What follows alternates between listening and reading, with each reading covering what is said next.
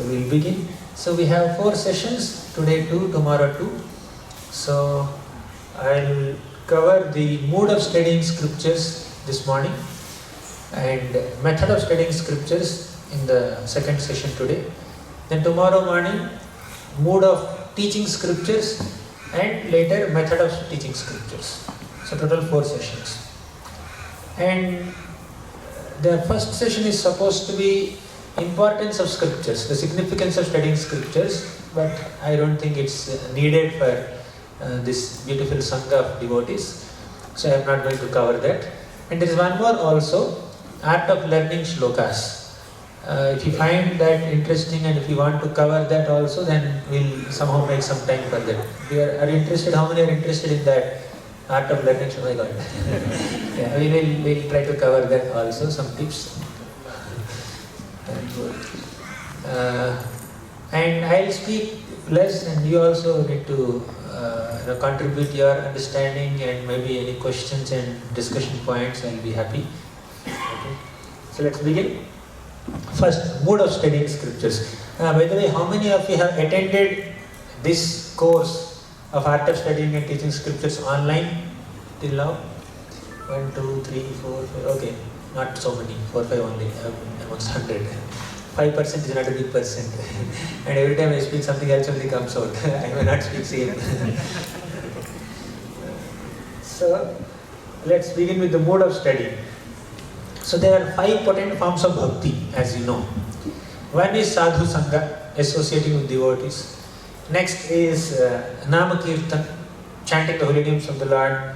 Then bhagavata sravan, hearing or teaching or hearing or studying Srimad Bhagavatam. Then Madhuravas, staying in a dham. Then deity worship. These are the 5 potent forms of bhakti. Rupa Goswami in Bhakti Rasamrita Sindhu has given 64 limbs of bhakti, and at the end he highlighted 5 of them. Right? 5 potent forms of bhakti. Out of them, one is Bhagavata Sravan, hearing Srimad Bhagavatam, scripture.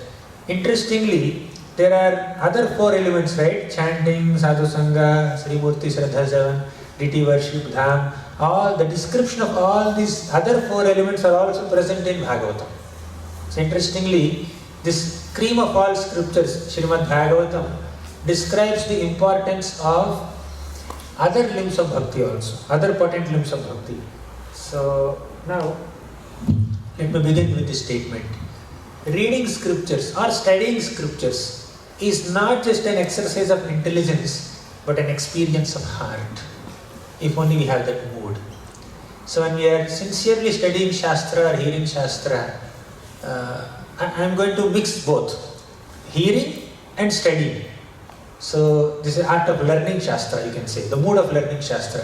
I am going to mix both. Basically in both cases, whether we are hearing or whether we are reading or studying, we are basically learning scripture, right? So the mood of learning scripture is what we are going to study now, which we are going to discuss in the next 1 hour. So reading scriptures is not just an exercise of intelligence, but an experience of the heart. So how is it so? Let's see. If we read the scripture in the right mood, then that mood will help us derive that nourishment from this whole exercise of study. When we are not studying in the right mood, we will not get the right kind of nourishment. Just like you see, there is medicine given by the doctor, say Ayurvedic medicine or homeopathy medicine or allopathy medicine. Along with medicine, the doctor will say that this should be your regulated lifestyle and this should be your diet. If you don't follow the diet, if you don't follow the lifestyle, the effective medicine may not have the effect. Okay, right kind of effect. Sometimes they say, okay, take this medicine after food, not before food. Sometimes they say, take this medicine before food, not after food. So along with the activity of taking medicine, we should also understand that there should be support to lifestyle along with taking medicine. Then only the medicine will work. Favorable circumstances should be there. Similarly, before understanding the methods of studying Shastra, tips for studying Shastra, tips for learning shlokas, this and that, we should also understand the mood behind doing all this. What should be our spirit of studying Shastra? Okay. So ultimately, Shastric study is meant to transform our heart. It's meant to induce our service attitude and rejuvenate our love for Krishna and bring a good character in us, and not just some information. So we are not looking for information from the scriptures, we are looking for transformation through scriptural study. There should be transformation of heart, transformation of character, and ultimately love of God, respectful dealings with other Vaishnavas. So these are the outcomes of Shastric study. Scholarship is a small, probably an insignificant byproduct of Shastric study. The main product is heart transformation. Okay. So now, our scriptural study shouldn't be intellectual or theoretical. Instead, it should inspire our appreciation for God and develop love for Him.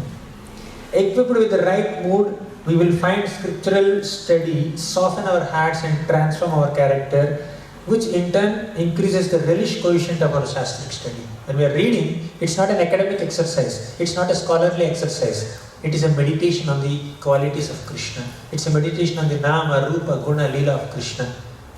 We will be able to meditate like the devotional meditation, provided we have the right mood. Mood is more important.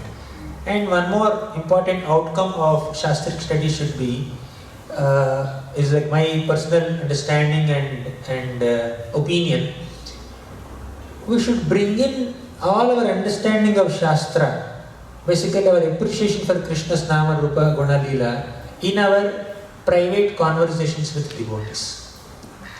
So in Vrindavan, even a casual conversation between two Vrajavasis is Harikatha. In Vrindavan, even gossip in Vrindavan is Harikatha. Right? The gopis are coming together and gossiping about something.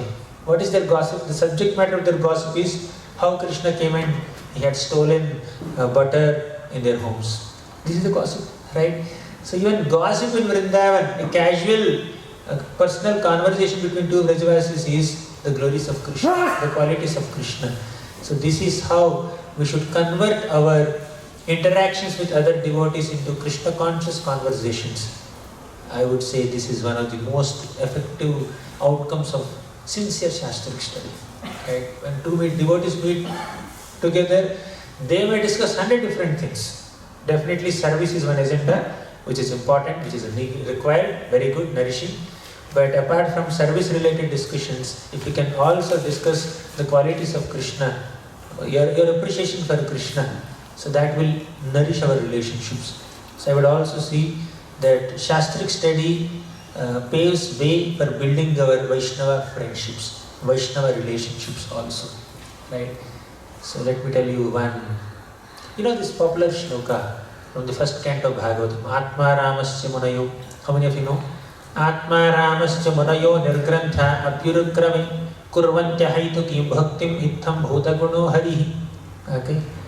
So after this shloka, many devotees understand that this is very important shloka.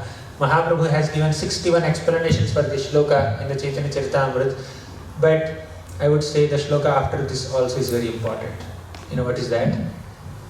Hare Gunakshita Matihi Bhagavan Badarayani Adhyagan Mahadakhyanam Nityam Vishnu Jana Priyaha. Hare Guna Akshipta Matihi means Sukadeva Goswami went and studied Srimad Bhagavatam from Vyasadeva. Sukadeva Goswami is a realizing soul. He appeared and he just ran away from his home. And Vyasadeva is just running behind Sukadeva Goswami and saying, my dear son, come back, today is your birthday, I have to celebrate your birthday, I have to perform some purificatory processes, I have to perform some rituals, samskaras, please come back. He is not coming only. Then what did Vyasadeva do? He called some of his disciples. He gave them some selected shlokas from Bhagavatam.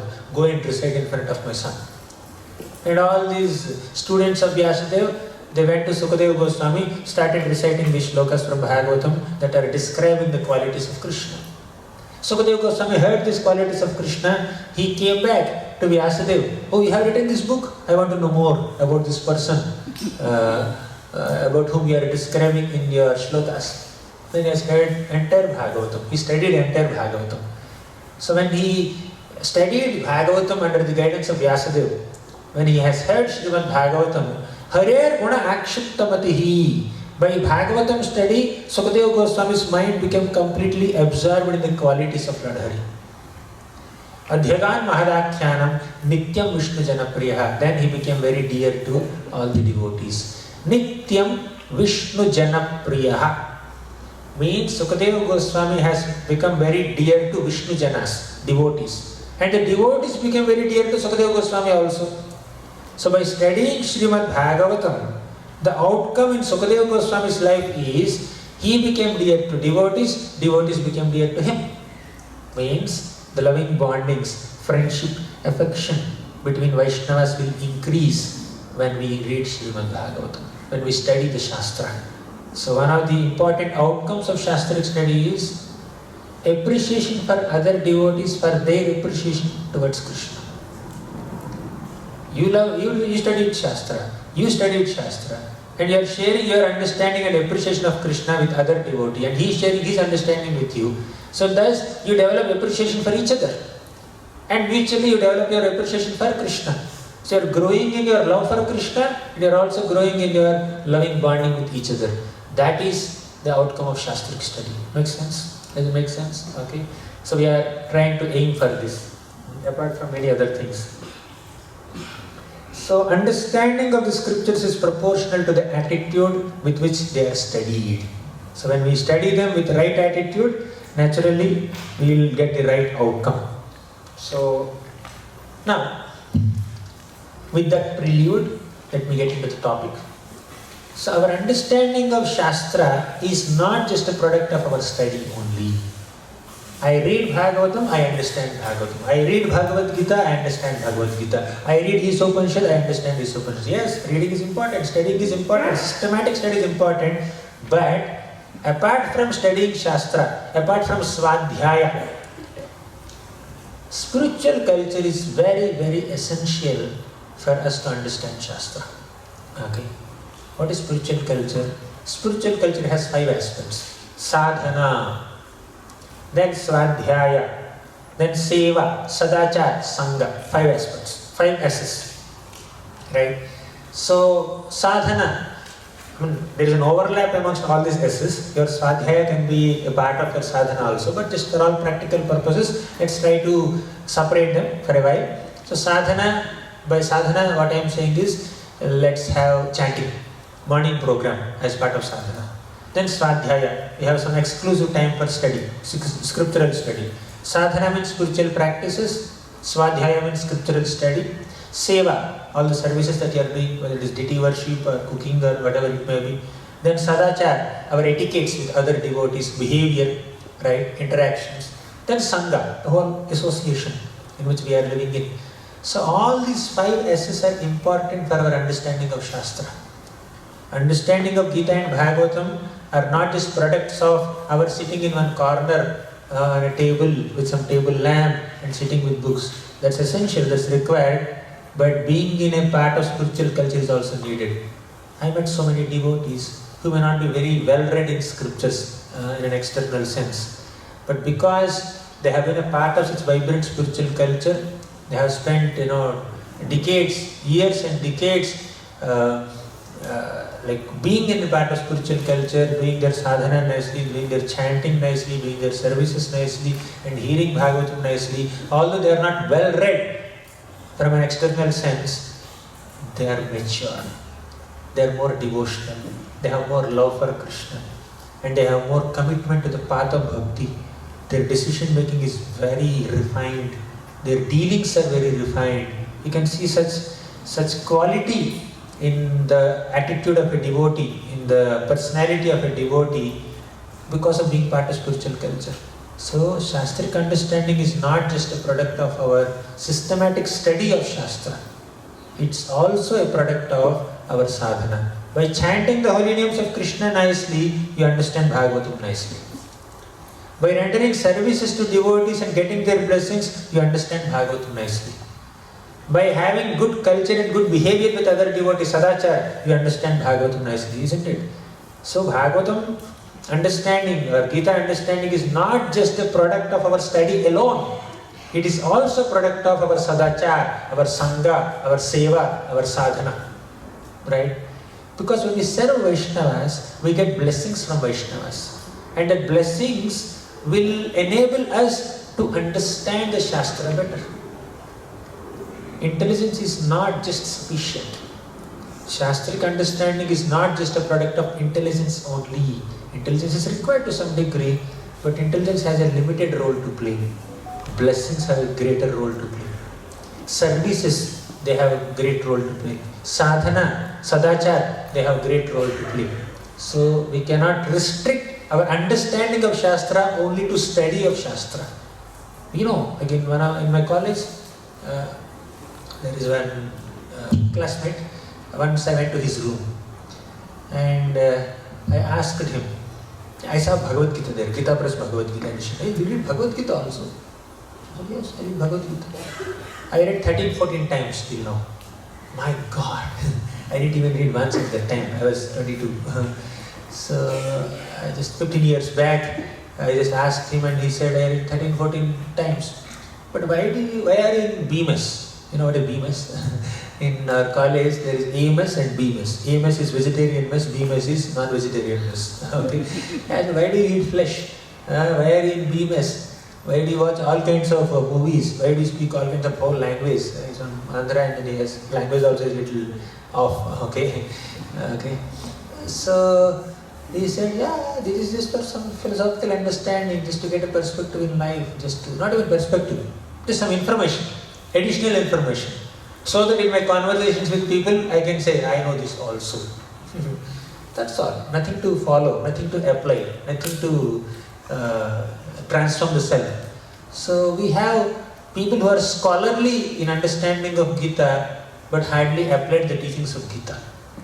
But on the other hand, people may not be well read in the scriptures, but they are following spiritual culture nicely. Therefore, spiritual culture is important. Just sitting with some books in a secluded room is not sufficient for a deep assimilation of Shastra. Following spiritual culture is essential. So intelligence detached from spiritual culture is just like speedy train without solid tracks.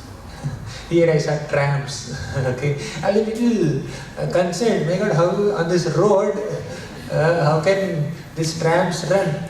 There is some cars are going there, buses are going there, cycles are going there, people are walking there, and trams are also running. In Mumbai, there's a different style. So, for a train to run, you need a railway station, and there are some stones, rubble below the tracks. But here, it's like that. So, without tracks, a train cannot run, right? Similarly, without the tracks of spiritual culture, our spiritual life cannot run. Okay?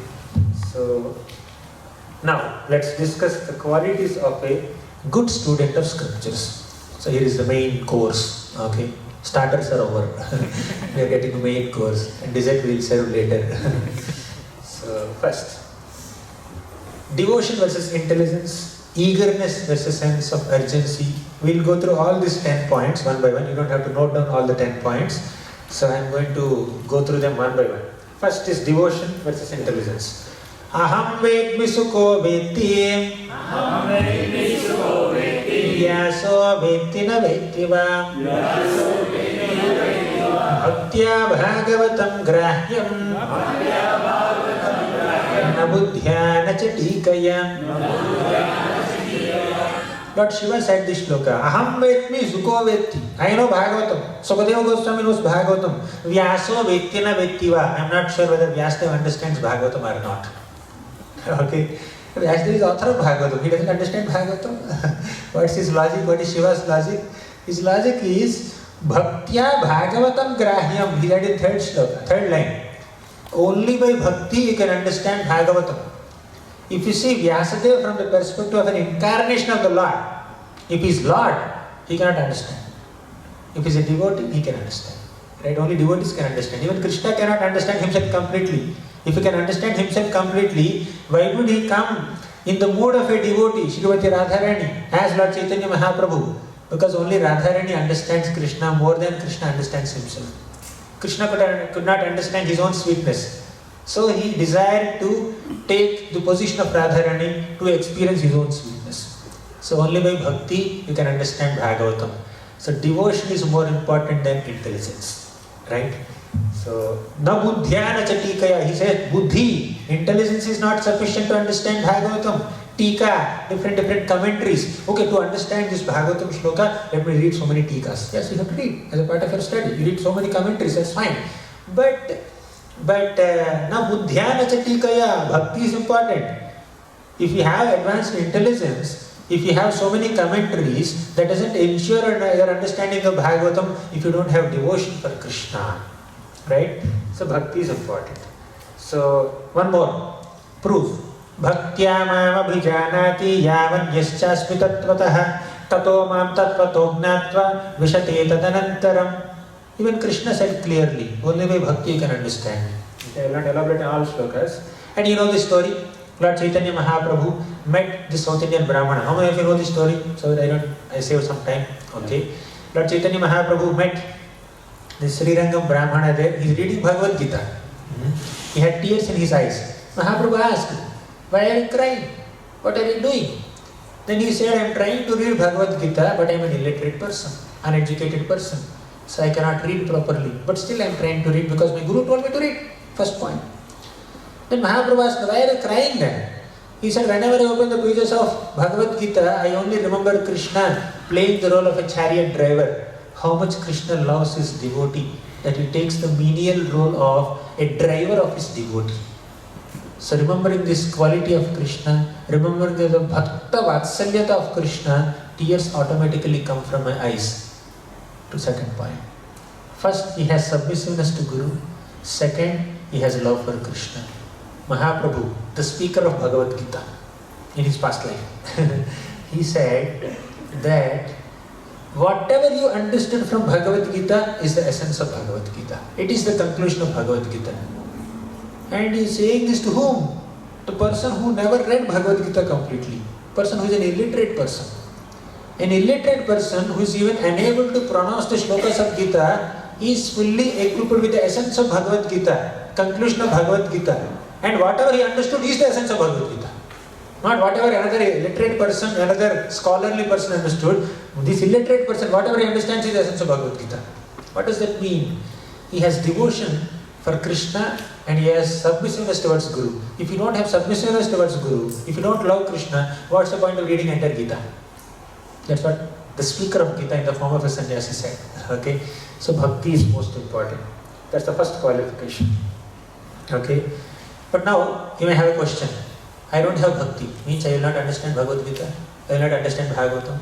No. You read Gita, you read Bhagavatam, you will develop some bhakti. Then again you read Gita and Bhagavatam with the bhakti, then you will understand it better. That's why we should not read scripture only once. We should read multiple times.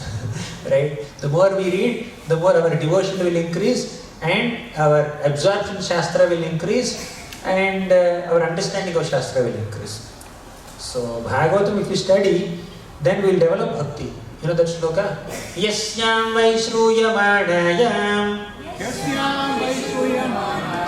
Krishne Paramapurushe Bhaktirutpadyate Pumsaha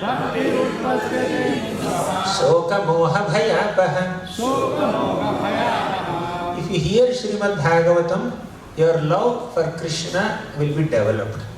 And Shoka, lamentation, Moha, illusion, and Bhaya, fear, all these three will be eradicated. That's what Bhagavatam promises us.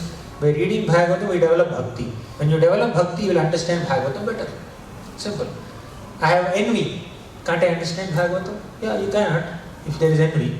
But the reading Bhagavatam is the way to get non-envious, to become non-envious. Then you understand Bhagavatam better. Okay? So, the goal and the means are same here. Second quality of a student is a sense of urgency. First quality is devotion, not so much intelligence. More than intelligence, we need devotion. That's the first point. Second is a sense of urgency and eagerness. So, eagerness is the key for the treasure house of scriptural understanding.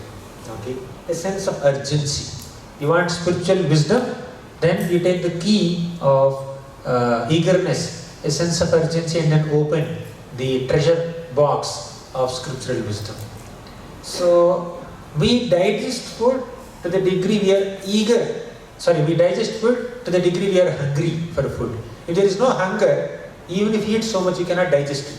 Similarly, if there is no eagerness, even if we study a lot, even if we hear a lot, we cannot understand it. Simple. Digestion is proportional to hunger. Similarly, digestion of Shastra is proportional to eagerness in hearing or studying the Shastra. Okay?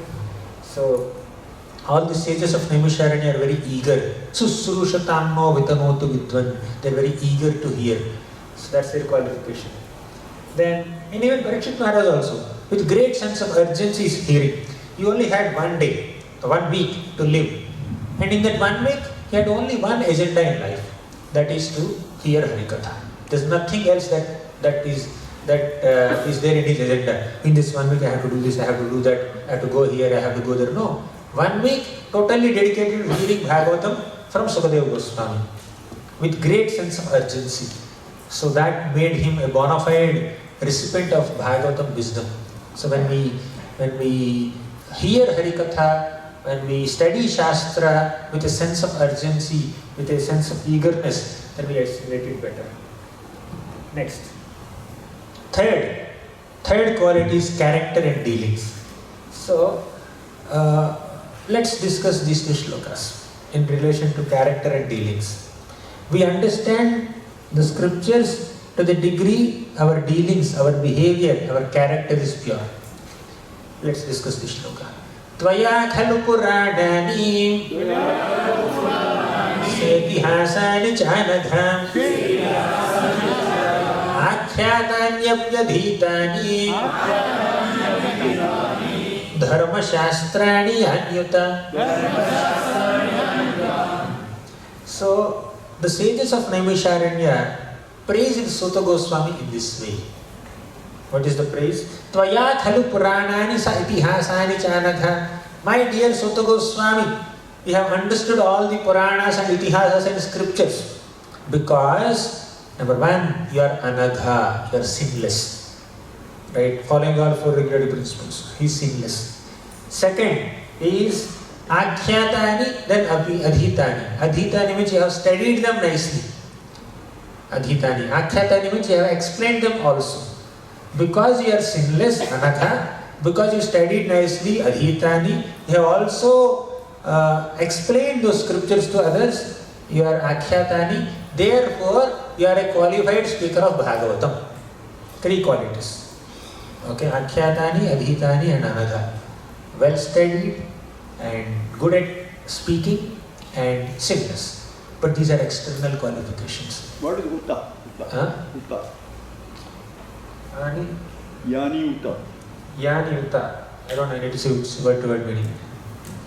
So, Ved Tattvam Somya Tat Sarvam Tatvatastadanugrahat Bruyuhu Snigdhasya Sishyasya Guravo Guhyamapyuta. You know everything. Ved Tattvam Somya Tat Sarvam. You know all the confidential portions of the scriptures because you have 2 qualities. Earlier they mentioned 3 qualities. They are external qualifications. Being well studied, being a well-eloquent speaker, and also being sinless are external qualifications. But here they are highlighting the internal qualifications. What are they? Saumya and Snigdha. You are very pure at heart. Your character is spotless. Second is, you are very respectful and affectionate towards your elders. Right? So these 2 are the most important qualifications. Just by being sinless and having some expertise in reading and speaking are not sufficient to understand Shastra. We should also be respectful to Gurus. We should be having affection to Vaishnavas. And we should have a pure heart. That means no envy, no pride, no duplicity, no hypocrisy. Then we understand Bhagavatam. Okay? So, character and dealings are important to understand the Shastra. So, 3 qualifications we discussed, right? What is the first one? Devotion. more than intelligence. Second, eagerness and a sense of urgency. Third, character and feelings. Then, good character is more important than skill set. Cultivating humility, patience, compassion, gratitude. So they are more important because by having such character and dealings, we get blessings. When we get blessings, we understand Shastra better. Fourth is gratitude. Shastra must be studied with a grateful mood.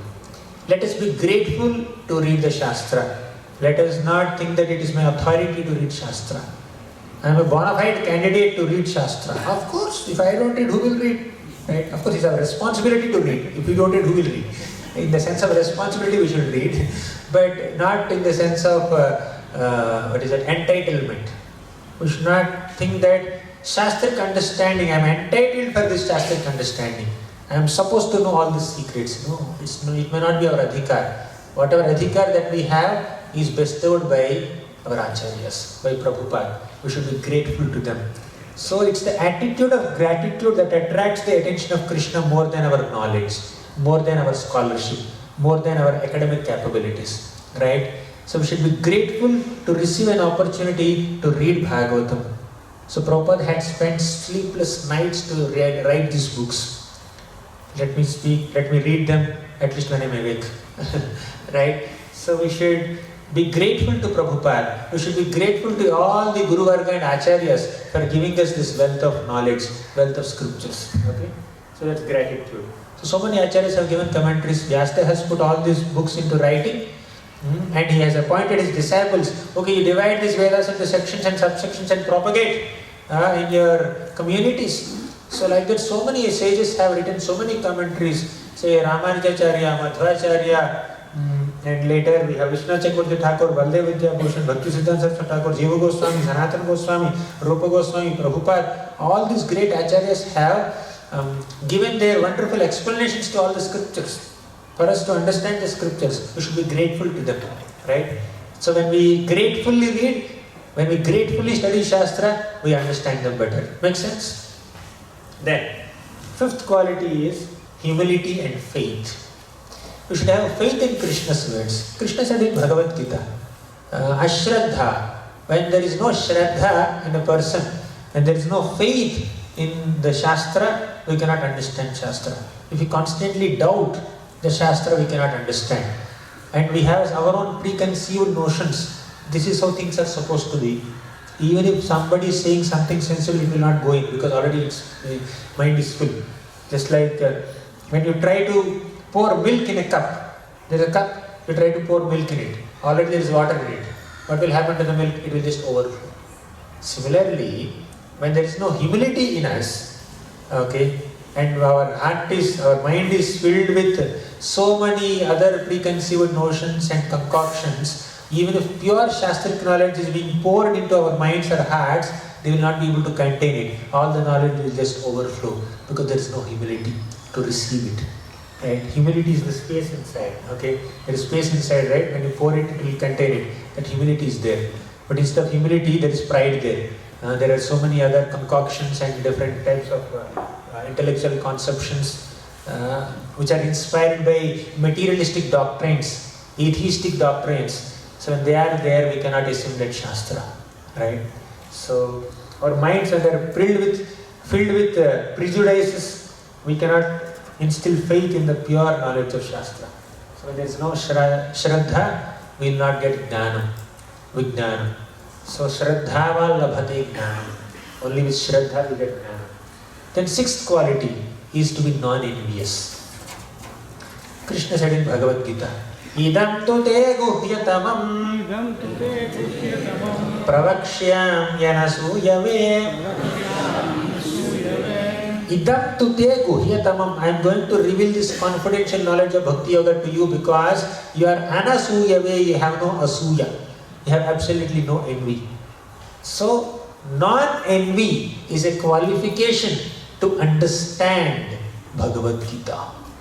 Because Arjuna is not envious of Krishna, he was able to understand the knowledge of Bhagavad Gita. Similarly, if we are non-envious, we can understand Bhagavad Gita. Then what is the qualification to understand Bhagavatam? Same thing, non-envy. Dharma projita kaitavotra paramo nirvatsaranam satam Vedyam vastavamatra vastu shivatam tapatrayon mulanam. So Vedyam vastavamatra vastu shivatam tapatrayon mulanam Nirmatsaranam satam Vedyam. Nirmatsara. Matsara means envy. Bhagavatam is understood by people who are not envious at heart. Nirmatsaranam satam Vedyam. You can understand Krishna. You can understand the science of devotional service to the degree we are non-envious. So this is the qualification to understand Bhagavatam. This is the qualification to understand Bhagavad Gita. So if I am envious, I should not read Bhagavatam, I should not read Gita. No, read Gita, read Bhagavatam to get rid of that envy. Then you will understand it better. Right? So this is the goal and this is the means also. What is the goal of chanting Hare Krishna? To purify our heart. And after purifying your heart, you will keep the bead by your side or what? You will continue to chant only. So Prabhupada said, what is the result of chanting? More chanting. Right? What is the result of chanting in sadhaka stage? You become purified of your heart. With that pure heart, you start chanting. What is the result of serving the Lord with our senses? To serve better. Ataha Sri Krishna Namadi Nabhavet Grahyam Indriyaihi. We cannot understand Krishna's Nama, Rupa, Guna, Leela with our material senses. That's clear. Then what's the point of trying to understand Krishna? What's the point of trying to serve Krishna? But the next part of the shloka says, Sevan mukhehi jihvado swayameva spuratyada. If you engage those very material senses in Krishna's service, Krishna will be pleased to reveal himself to you. With our material senses we cannot approach Krishna, but we can always use these material senses to serve Krishna so that Krishna is pleased to reveal himself. What is sadhana bhakti? So we may say that, oh, my chanting is mechanical, my service is mechanical, I am just more on physical service, I don't have so much of heartfelt feelings and emotions for the Lord. What's the point of doing that service? One devotee said that if I chant, I will chant attentively with tears in my eyes, otherwise I don't chant. No more chant. What's the point of chanting? We cannot get tears from day one, by the way. And it's not mentioned as our sadhana also. Sit straight, chant and cry. It's not an instruction. Right? So tears will come after some time when the heart becomes softened. Right? So at this moment we may not be able to experience all that ecstasies and joys and emotions for Krishna, but that's what sadhana is. The definition of sadhana bhakti as given by Rupa Goswami in Bhakti Rasamrita Sindhu is, sadhana bhakti means to engage our senses, bodily senses in Krishna's seva, to develop bhava for Krishna, to invoke bhava for Krishna. Means bhava is result of sadhana. Emotions for Krishna is result of practicing bhakti with our senses. So at this moment, at the stage of sadhana bhakti, we may not have so many emotions for Krishna, so much love for Krishna. It may not be possible. We have some little feelings, little bit. Some sentiments we have, some intellectual conviction you have, but you don't have so much emotions like Yashoda Mata had. We don't have so many emotions like Radharani and other gopis or gopas have. We are not having spontaneous tears of love and affection for Krishna when we are chanting or when we are serving Him. But we do it as a practice. Mind may be thinking of 10 different things, but still let the senses be engaged in Krishna's service. One day, mind will develop that emotions. Right? So, bhava is a result of sadhana. During sadhana, you may not have great bhava. You may have some emotions little bit, but understand that will come as a result of our sincere practice. At this moment, our connection with Krishna is more through senses, more than mind, more than intelligence. Right? But that stages will come. Emotional connection, emotional bonding with Krishna will come sooner or later, right? So, coming back to this point, when we are non-envious, then we can understand Shastra better. Then seventh quality is service attitude. Right? Service is more important. Like, there is one shloka from the third canto of Bhagavatam. Vidura asked several questions about Jiva Tattva, Ishvara Tattva, and Maitreya answered all those questions.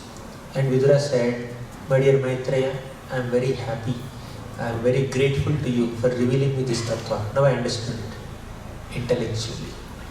My understanding of Jiva Tattva and Ishvara Tattva is more on a theoretical plane now. This theoretical understanding will become a realization when I render service to pure devotees like you. Service is that circuit that converts the input of theoretical understanding into the output of practical realization. At this moment, when you are reading Shastra, you may collect points, right? Students read so much and they gather files. They gather a lot of information.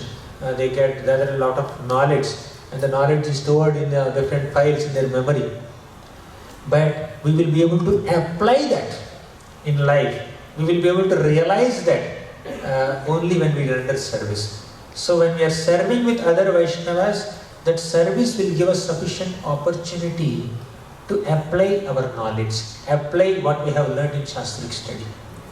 In the classroom session, the physics teacher will give so many formulas, or chemistry teacher will give so many formulas, like a C plus O2, CO2, whatever it may, I forgot all that now. Okay, so you mix this chemical with that chemical, you will get this chemical. So you will get a lot of knowledge.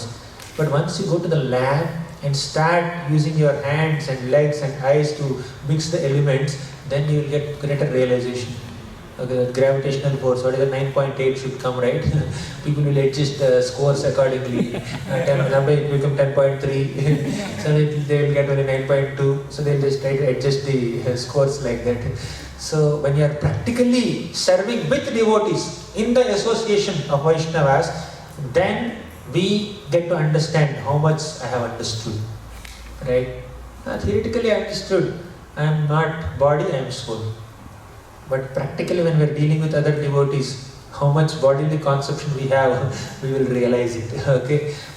We read Amanitvam, Adambhitvam, Ahimsa, Kshantirarjavam, Acharya Upasanam, Saucham, Stairyam, Atma Vinigraha. We hear all the qualities of devotees from 2nd chapter of Bhagavad Gita, Sthita Prajna qualities. Then 5th chapter of Bhagavad Gita, the qualities of a Nishtama Karma Yogi. Then 12th chapter of Bhagavad Gita, qualities that endear one to Krishna. 13th chapter of Bhagavad Gita, different aspects of knowledge. 16th chapter of Bhagavad Gita, 26 qualities of Vaishnavas. There are lists of qualities throughout Bhagavad Gita. We hear them, we read them, we study them, we memorize them, we reproduce them in exams, we get Bhakti Shastri certificates. Only when we start serving with Vaishnavas, we understand how much of Amanitvam is there within me, how much Adambhitvam is there within me, how much Ahimsa, Kshanti, Arjavam is there within me. Ahimsa, okay, we may not be eating flesh like meat eaters do, but if we are speaking harsh words that cause pain to other devotees, that is Himsa only. We are not following the principle of Ahimsa, right? It's agitating speech.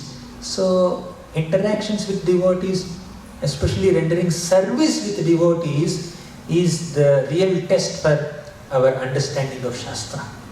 And it's a real opportunity for assimilating and realizing and absorbing and internalizing Shastra. Makes sense?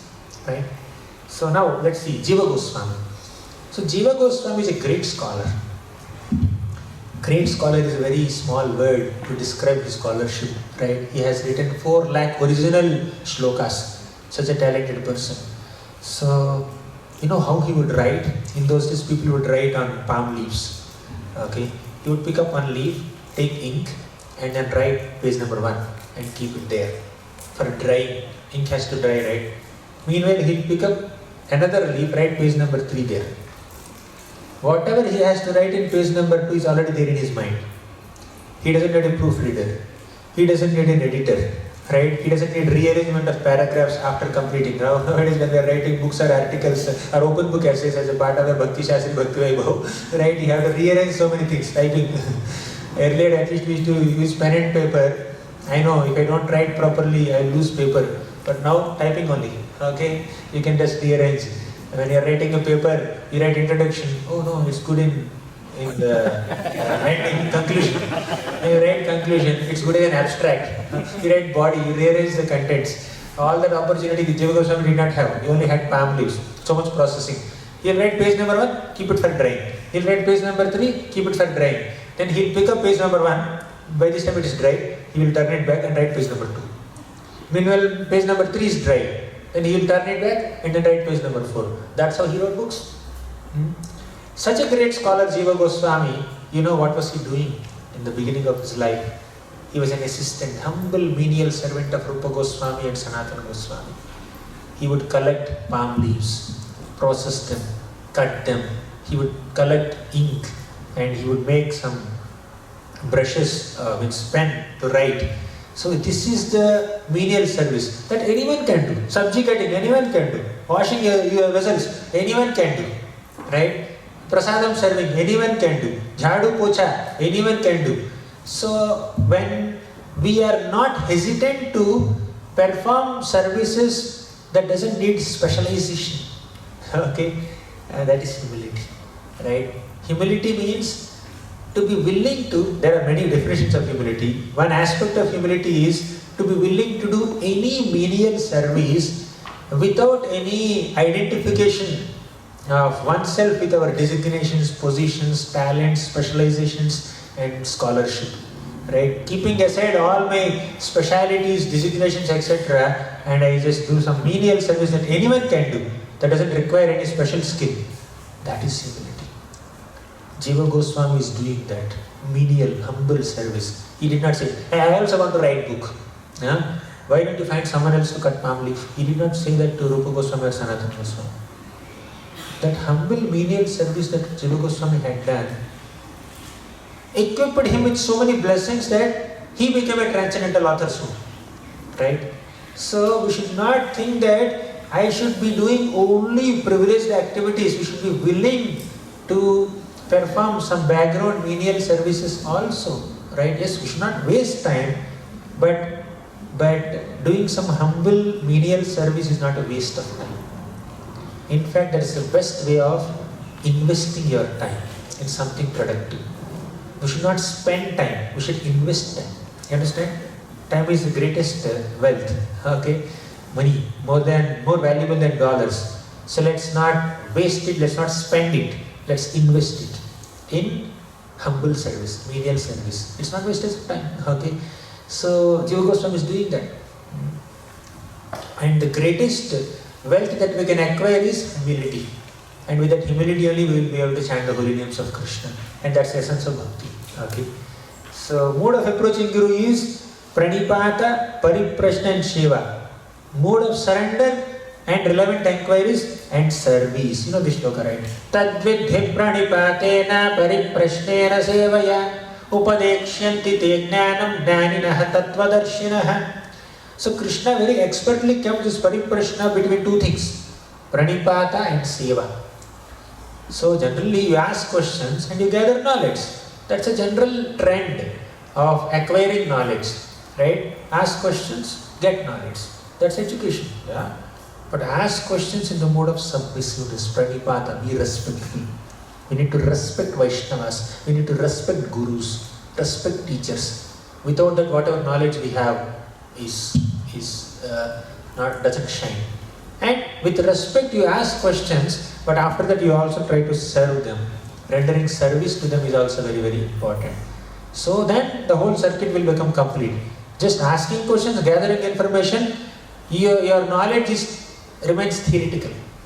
But if that asking questions is done with the mode of submissiveness and respect and gratitude, and it is followed by rendering service to devotees, then the whole circuit will become complete. Then our knowledge will become complete. So our jnana should become vijnana, not ajnana. Our jnana, when it is coupled with ahankara, it becomes ajnana. Ajnana, take a from ahankara and attach it to jnana. Ahankara, jnana associated with ahankara is ajnana. But jnana associated with vinaya, humility is vijnana. That's why Krishna said, Vidya vinaya sampanne brahmane gavihastili shunichaiva svapatecha panditaha samadarshinaha. Vidya vinaya sampanne. If we have vidya, that should have vinaya also. What is the use of vidya without vinaya?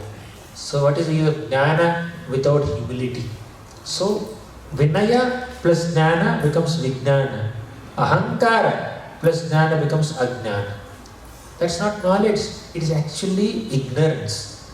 To have pride and arrogance in one's knowledge is ignorance. Knowledge associated with arrogance is not knowledge, it is ignorance. Knowledge associated with humility, modesty, gentleness, respectful attitude, that is Vijnana, realization. Right? So, that's one. Next quality, I mentioned all this. Even Krishna humbly served Sandipan Muni. Even Ram, Lakshman, they served Vishwamitra, Vasishtha and all. So, eighth quality is nourishment versus remembrance. Many times we hear devotees saying that, I read so much but I don't remember. What's the point of reading? Okay? So, generally, an average conditioned soul wants a sense of accomplishment, achievement. I have to achieve this. I need to accomplish this. That mode of accomplishment is there.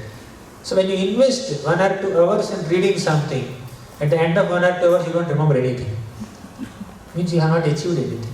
You have not accomplished anything. That's what many feel. And say, why should I read? At least let me do some service. I'll get some recognition for this seva. Yes, service is important. But it's not that we study only to remember things. There is feast on, say, Radhashtami day. Elaborate feast, or Gaur Purnima day, or Narasimha Chaturdashi is coming up. There is elaborate feast. We eat. But how many of us remember the menu of what we eat? Right? 1 week back, we must have had a big feast. Do you remember the menu? Or 1 month back, we have taken darshan of the deities, Radha Vallabhji. But we may not exactly remember the color of the garland that they are wearing. We may not remember the color of their dress. We may not remember exactly what are the ornaments. Even those who have dressed the deities, they may forget, did I offer this earring? Okay? Did I offer this damani? Did I offer these bangles to Radharani? They don't remember. Okay?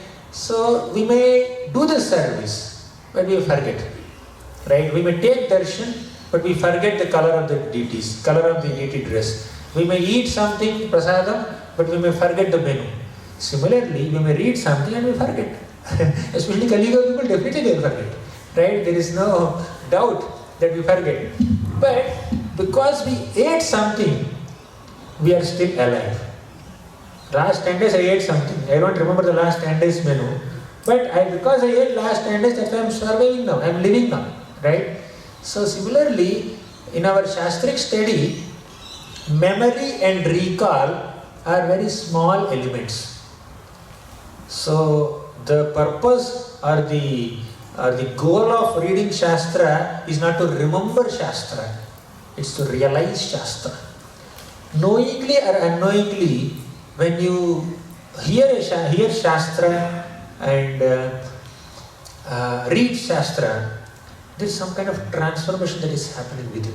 You may not perceive it moment by moment, but we are getting transformed day by day. That food is nourishing the soul.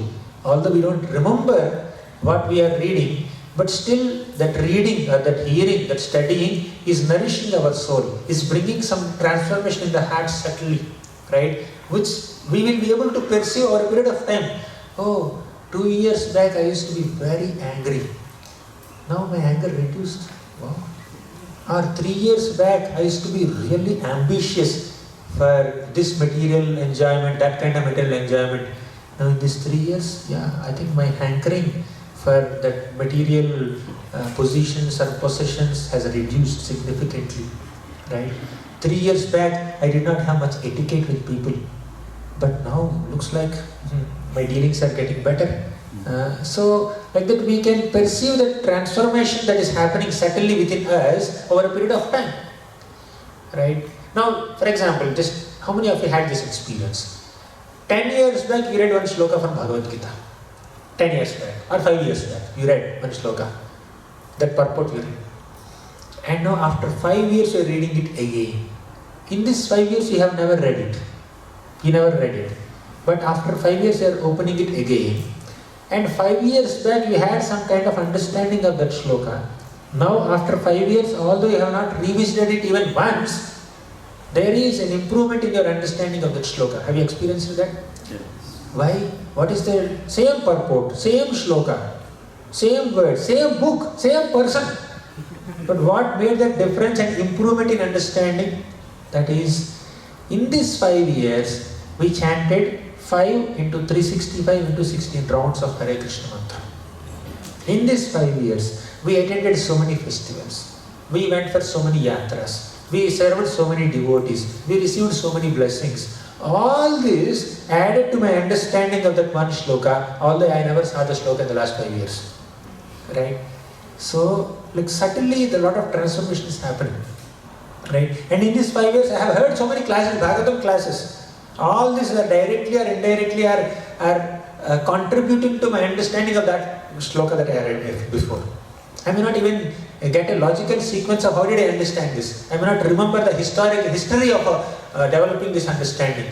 But subtly it's happening. Bhagavatam has its role to play. Right? Bhakti has its role to purify our hearts, to make us more and more mature. So, remembrance is not the main product. Right? How do you remember so many statements? How do you remember so many shlokas? How do you remember so many details of the past times? And I don't remember. That's not a reason for us to get disappointed or demotivated of reading Shastra. I don't remember any of this. What is the point of reading? No, read for nourishment. Read for self-improvement. And improvement is happening. Advancement is happening. Right? By studying Shastra. So remembrance is not that great. One more thing is, 9th point is seek the essence. We are meant to be Saragrahis, not Bharavahis. You understand the difference between Saragrahi and Bharavahi? Saragrahi means essence seeker. You seek essence in your Shastric study. Bharavahi, Bhara means burden. Vahi means one who carries. Let us not try to become burden carriers. We should become essence seekers. So let's not carry the burden of so many scriptures. Okay, so many books, so many statements, so many shlokas, so many philosophical concepts, so much jnana, no transformation. Right? So once there is a devotee named Tapan Mishra. And this Tapan Mishra, he studied so many scriptures, but he could never figure out what is my sadhana, what is my sadhya, what is the goal of my life, and how should I attain the goal. He could not figure out. He became so confused, so bewildered. He came to Mahaprabhu. Mahaprabhu said, Bahu Shastra Bahu Vakya Chitte Brahma hai. If you read so many scriptures, your mind will become confused. Right? You can't figure out what is sadhana, what is sadhya. So better read some essential scriptures, right, that is most beneficial, that is recommended by the Acharyas, and then you mold your life. So in the name of Shastric study, sometimes we try to accumulate so much of information and we confuse ourselves. We miss a small point that even children can figure out. Right? So paralysis by analysis, we say, right? When we have so much information, so much data, to process all the data, we need more intelligence and we get caught up in the analysis and we miss the essence. Right? So when we are studying Shastra, we are meant to seek the essence. Now, in the 5th canto of Bhagavatam, Rishabhadev is there. He is just walking like an avadhut. And somebody asked a question, what happened to the dog which is walking behind avadhut Rishabhadev? It's not mentioned there. But why are you getting so curious about it? All the prachetas are doing some tapasya under waters for 10,000 years. What happened to all the swans and chakravaka birds in that sarovar, in that lake? Because prachetas are devotees, they are doing bhakti. Is there any transformation in them? Okay, you can assume that there is some transformation in them, but that's not the main point. Right? So, what happened to the deer? Because Bharat Maharaj, he became so attached to the deer, he's a pure devotee. What happened to the deer? We only discussed that Bharat Maharaj became a deer. What happened to the previous deer? Okay, not sure. Maybe it's mentioned somewhere, some other scripture. I have heard also some reference. But what is the essential point that Prabhupada is making in the purports? Right? Don't get distracted in bhakti. Maya can attack us at any point. Bharat went to Bhava stage. Even there also Maya attacked him. Bharat Maharaj did not have envy, pride, lust, greed, etc. What he had? He had compassion. Maya attacked Bharat through compassion. Sometimes Maya may attack us through our good qualities also. We may not have many bad qualities, but Maya can attack us through our good qualities only. Sometimes one may get more deviated by compassion more than passion. In the name of showing compassion on common people, one may get so distracted from bhakti also. Right? So, like that, we need to see the essential message from that episode, from that shastra, from that sloka, more than getting caught up in the grammatical analysis. There's a lot of grammar there, so much of linguistic analysis, grammatical analysis. So people try to see scripture from historical perspective, grammatical perspective, linguistic perspective, then analytical perspective or philosophical perspective. They miss the main devotional perspective there, right? Spiritual. So we need to be essence seekers and not burden carriers. This is one more aspect. Essentially, seek the essence while eradicating excitement for extravagance. So that's the statement. So finally, the journey from knowledge to realization is application. We come to the stage of having knowledge of scriptures to having realization of the scriptures by sincerely attempting to apply the knowledge of scriptures in life. Yes, we read Bhagavad Gita. Krishna spoke about so many qualities of Sthita Prajna, about Bhakti Yogi. So let's try to apply that knowledge in life. Then that will convert into realization. Let's not stop at developing knowledge of Shastra only. Let's get into realizing the Shastra by applying it in our own style. Style in the sense, we need to take the baby steps to apply the teachings of Shastra so that all that knowledge will convert into realization. Okay? So, now, Shastrics, what's the time now? Can you please tell me? 11:45. 11:45, okay. So just consider two people. So if they are regularly meeting, on a regular basis they are having some conversation, okay, good friends, then there is a subject matter for them to discuss. But if I meet my friend after 3 years or 4 years, there is not much to discuss there, right? And one more point.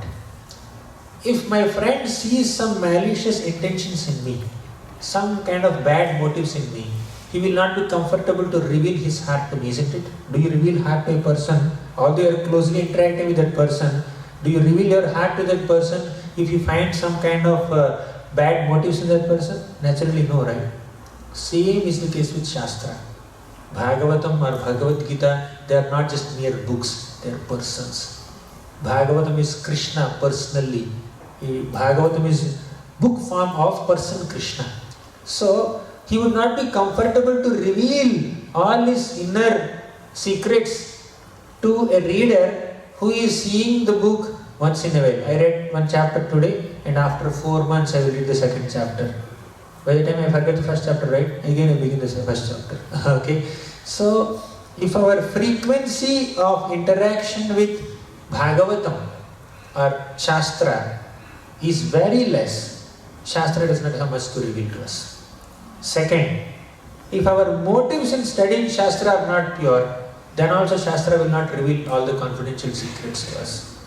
So, your friend will reveal his heart to you to the degree they find a good frequency in interaction and good motives in interaction, right?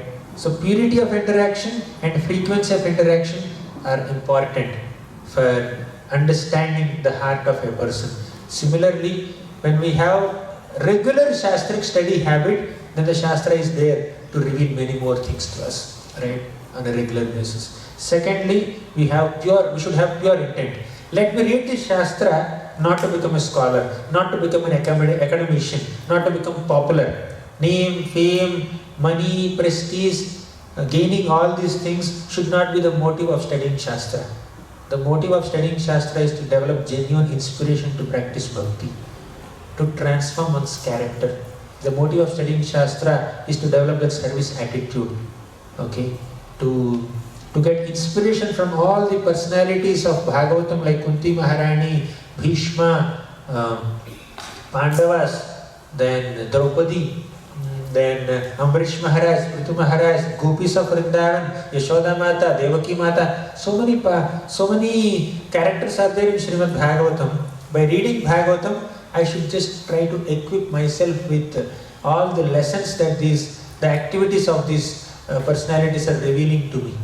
So when that is my motive in reading Shastra, then Shastra has unlimited content to reveal, unlimited realization to bestow upon you, right? So, Shastra, Bhagavatam is compared with these 4 items. You know this, right? Lamp. Bhagavatam is compared to a lamp. What is that shloka? Yahasvanubhavam akhila shruti saramekam adhyatma deepamatitir shatantamundham samsarinam karunaya purana guhyam tam vyasa sunumupayami gurum muninam Yahasvanubhavam akhila shruti saramekam. Sukadeva Goswami has completely assimilated and internalized the Shastra, internalized Bhagavatam, which is Akhila Shruti Saramekam. It is, Bhagavatam is Adhyatma Deepam. It will illuminate the soul. It will illuminate the heart with spiritual wisdom. Right? That's why Bhagavatam is compared to lamp. So, if you lit a lamp in a dark room, the room is filled with light.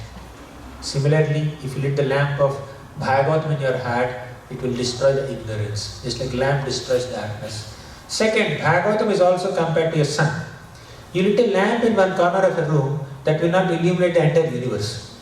Sun has to rise. Then the darkness of the entire hemisphere will be removed. So similarly, at an individual level, Bhagavatam acts like a lamp that destroys the darkness of ignorance in the heart. At a global level, at higher level, Bhagavatam acts like sun that destroys the misconceptions of the society. Right? Bhagavatam is sun also, Bhagavatam is lamp also. Puranarko dhunodhitaha. Then Bhagavatam is a tasty fruit also that reveals the sweetness of Krishna, sweet qualities of Krishna. Finally, this is the main comparison that I wanted to mention in this context. Bhagavatam is like Mohini Murti also. What did Mohini Murti do? Mohini Murti has given all the nectar, all Amrit to Devatas only and did not give a single drop of nectar to the Asuras. Similarly, Bhagavatam also will reveal all the inner meanings and insights to a sincere reader who is approaching Bhagavatam with a sincere motive, sincere mood. Bhagavatam will not reveal its inner meanings to people who have material agendas like I want to gain name, fame, prestige, money. I want to become a great scholar. I want to be identified as a great researcher and academician. I want to be seen as a knowledgeable person in the society. If these are the motives in which we are reading Bhagavatam, Bhagavatam will withdraw all the inner meanings. Bhagavatam will not reveal all that. Okay. So Bhagavatam is person. Bhagavatam understands our mood. So when there is right mood, and then there is right understanding. So, material books you can understand by research and material intelligence, but spiritual wisdom is acquired more by revelation than research. Okay, so Bhagavatam understanding is revealed to us when we study Bhagavatam in the right mood, appropriate mood, as we discussed. 10 points we discussed, right? So, yeah. And we have example of Keshav Kashmiri, Mahaprabhu. Keshav Kashmiri had so much knowledge, but he has so much pride. So as I said sometime back, Jnana with Ahankar will lead to Ajnana only. But Jnana with Vinaya is Vijnana. Okay. So, next. Those who overly identify themselves to be great scholars can become victims of 2 heinous qualities. Number 1, pride. Number 2, envy. When you overly identify yourself as a great scholar of scripture, then you know what happens. If someone else presents a better understanding of the scripture, we feel envious of that person. When someone does not have as much understanding as we have on the scripture, we feel proud. Simple. There is a sense of superiority complex or inferiority complex. So Bhagavatam is not meant to induce superiority complex or inferiority complex or pride or envy within us. Bhagavatam is meant to eradicate envy within us and inspire humility within us. And that will happen only when we read Bhagavatam in the right mood. And 10 aspects of our mood of studying the scriptures we have discussed already today. Okay. So, scholarship is based on an intellectual plane, but love for Krishna is based on spiritual plane. So, the result of Shastric study is not scholarship, it is love. It is supposed to be love. Then, this scripture will act like medicine that will completely eradicate our material disease. Vyamoha prashamaushadham munimano vritti pravrityaushadham daityendrartikaraushadham tribhuvane sanjeevanaitaushadham bhaktatyantahitaushadham bhavabhaya pradhamsanaikaushadham shreyah praktikaraushadham pibavana Sri Krishna divyaushadham. Vyamoha prashamaushadham. This Krishna Katha will act like aushadha, means an effective medicine that will completely destroy our vyamoha, means unnecessary hankering for material enjoyment, illusion. So even as devotees, sometimes we may have a lot of hankering for material enjoyment, comforts, name, fame, prestige and facilities, honor, respect. So even as devotees, sometimes we maintain that, right? When we are not sufficiently purified at heart. But hearing the scriptures on a daily basis, studying the scriptures on a regular basis will destroy that illusion. Vyamoha prashamaushadham muni manovritti pravritti aushadham. Muni manovritti pravritti aushadham. This medicine of Krishna Katha will make our endeavors spiritual endeavors. Our vritti will become pravritti. Here vritti means occupation, our endeavor. Pravritti basically means spiritual endeavor, right? Spiritual service to Krishna. Munimano vritti pravritti aushadham daityendratika raushadham tribhuvane sanjeevanaikaushadham. So all the enemies or the demons of envy, lust, pride, greed, they will be in distress when we take this medicine of Harikatha. Right? When there is a virus within, doctor will give a medicine to kill the virus inside. Similarly, we have viruses of lust, envy, pride, greed within. So, to kill those viruses, we need to take the aushadha of Shastra, of Bhagavad Gita, of Srimad Bhagavatam through ear holes. Right? Daityendratika raushadham tribhuvane sanjeevanaikaushadham. Tribhuvane, in all the three worlds, there is no aushadha like this. It is sanjeevanaikaushadham. This medicine will act like sanjeevani. Sanjeevani means that which induces life. Hanumanji brought Sanjeevani mountain to revive Lakshman and Ram. And Sukracharya also used the Sanjeevani mantra to revive Bali Maharaj. Sanjeevani means it induces life again. So the Hare Krishna Mahamantra and this Shastra will act like Sanjeevani that will induce life. So real life is when we engage our senses in Krishna's service. Then we are said to be living. Otherwise we are not said to be living. Whose realization is this? Dhruva Maharaj. You know what did he say? As soon as the Lord appeared in front of him, Dhruva Maharaj offered this prayer. He said that Yontah pravishya mama vachamimam prasuptam sanjeevayatyakila shakti dharasva dhamna anyamscha hasta charana shravanatvagadim pranannamo bhagavate purushaya tubhyam. He said, my dear Lord, till now my senses are sleeping, but you have awakened those senses.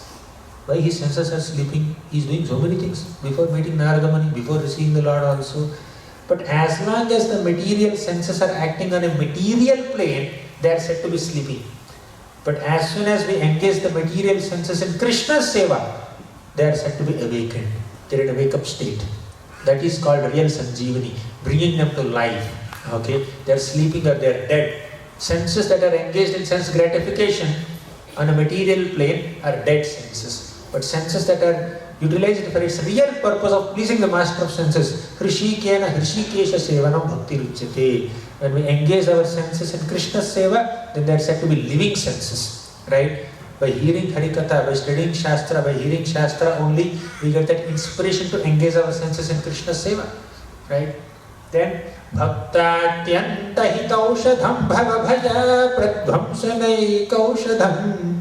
Bhakta atyanta hitaushadham. The greatest auspiciousness for all devotees is caused by Harikatha, by Shastra, by the medicine of Bhagavatam. Then Bhava-bhaya pradvamsanaikaushadham. All the fears of material existence are destroyed. Then finally, Shreyaha Praktika Raushadham Pibamana Sri Krishna Divyaushadham. It will cause you greatest auspiciousness. Shreyaha Praktika Raushadham Pibamana. Oh rascal mind, drink this nectar of Harikatha as recorded in the Shastras. Right? That's a prayer to the mind also, to Krishna also. So, if you read Shastra in the right mood, you will definitely derive all these benefits. And we have discussed 10 aspects of the mood of studying Shastra. So, I conclude here. Any questions or comments? Any questions? Yes, Prabhu. Do you have a mic? We didn't have notice. We have a mic, but it's not a roaming mic, I think, right? It's wired. There's not much noise. You can speak loudly also. No, this is roaming. Thank you for the class. You mentioned about eagerness and urgency. How we can cultivate that eagerness to study the scriptures?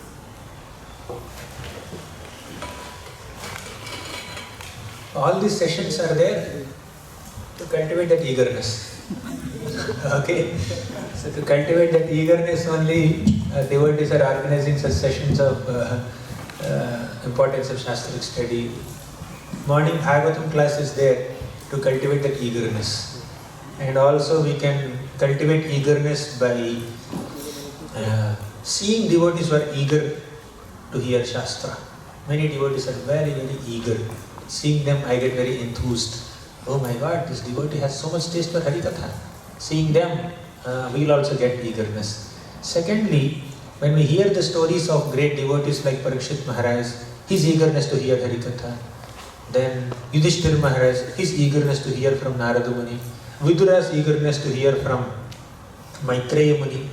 And the demoniac, the children of demons, their eagerness to hear from Prahlad Maharaj. Morning we were discussing. So their eagerness will inspire us.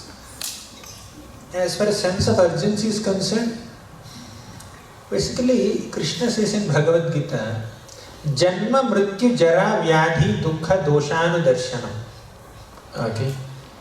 So it's required for a spiritual seeker, for a devotee to perceive birth, death, old age and disease as dukkha, as source of distresses. Birth is great distressful event. Although we have forgotten the experience of taking birth, but no child will come out of mother's womb smiling. They are always crying.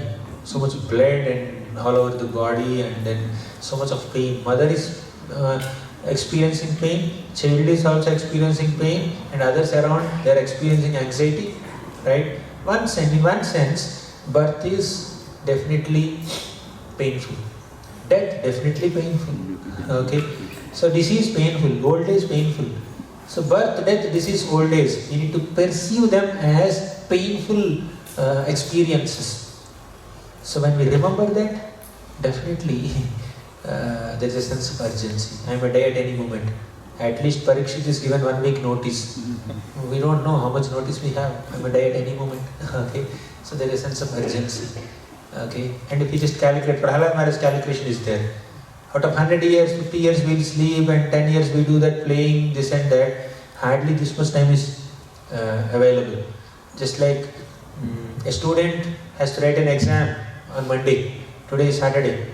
And he'll calculate only 48 hours left. Only 45 hours left. Only 40 hours left. Like that, as the exam time is just coming closer, there is like a sense of urgency is increasing in studying, right? Similarly, death can come at any moment for us. And next life, Not sure whether human life or any other life. Okay, we should feel like that, but Krishna mercifully will give human life only, or he will take us back to God. That's like hope-giving discussion. But in this context, we should understand that the life is temporary. The opportunity that we are given is very valuable. Let me not misuse it or underuse it. Then there is a sense of urgency. Thank you. Yes, Prabhu. Outside people are more refined sometimes. We may think on the person, but inside it's still the conflict. How do you work on that? So, I think you were asking before also. So, when outside people who are not practicing bhakti are exhibiting good behavior, that could be probably because of their being in Sattva-guna. Okay.